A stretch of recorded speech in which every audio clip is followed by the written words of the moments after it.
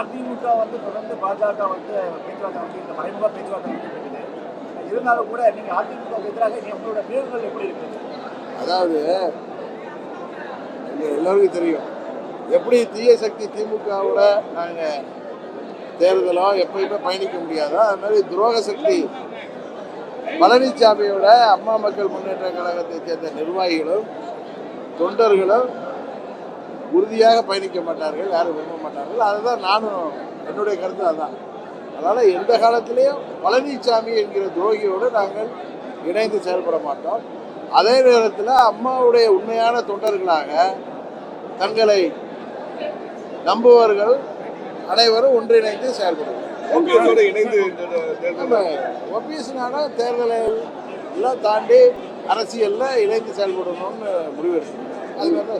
அது சசிகலா சந்திச்சு பேசுறதுக்கு வாய்ப்பு எப்படி யாரு சசிகலா அவங்களோட சந்திச்சு பேசுறதுக்கு என்ன சந்திச்சு பேசுறோம்? இல்ல ஓபிஎஸ் பாத்தீங்கன்னாக்கா அவர் திடீர்னு சந்திச்சு பேசுறது இதுல அண்ணா நிறைவேறது சந்திச்சிருக்காங்க. அதே மாதிரி உங்களையும் சந்திச்சு கூட்டணி அமைக்க சம்பந்தம் பேச்சுவார்த்தை நடந்தது. கூட்டணி பற்றியெல்லாம் அம்மாவுடைய உண்மையான தொண்டர்களாக தங்களை ஏற்றுக்கொண்டவர்கள் எல்லாம் ஒன்றா தான் இருக்கோம். நாங்கள் அனைவரும் தேர்தல் நேரத்தில் அது உங்களுக்கு தெரிய வரும். சார், பாரதிய ஜனதா கூட்டணியை விட்டு அதிமுக வந்தது காரணம் அண்ணாவையும் ஜெயலலிதாவையும் தவறாக பேசின காரணத்தினால தான் நாங்கள் வந்து. அதாவது பழனிசாமி அந்த வாய் எப்படி வேணாலும் பேசும்.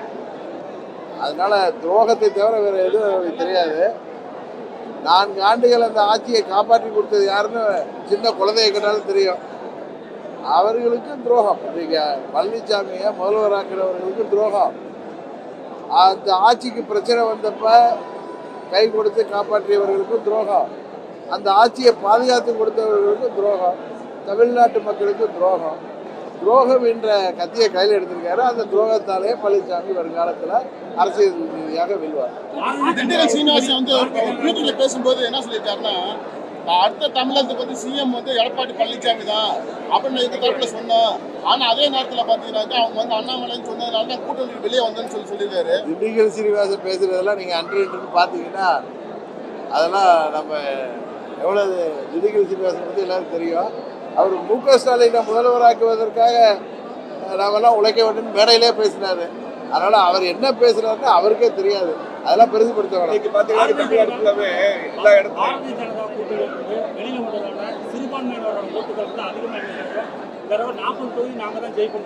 அவங்க எல்லாம் பகல் கனவு நிச்சயம் பலிக்காது.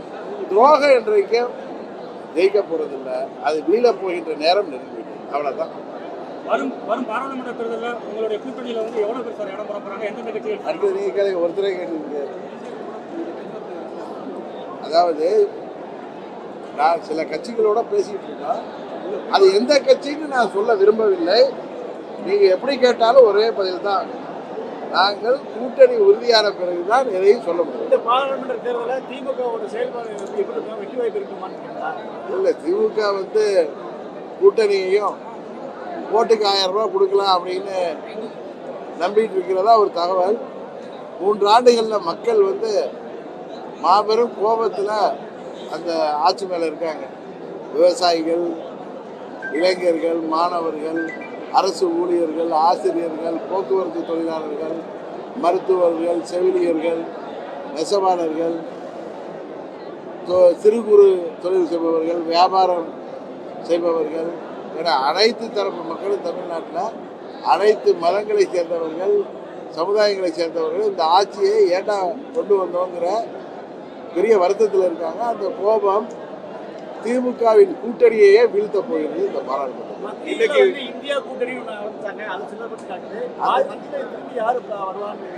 மத்தியில இந்தியா கூட்டணின்னு ஒன்று அமைந்த கூட்டணியே இப்போ எங்கே இருக்குன்னு தெரியாமல் போயிட்டு அதை வந்து இந்திய மக்கள் முடிவெடுப்பாங்க.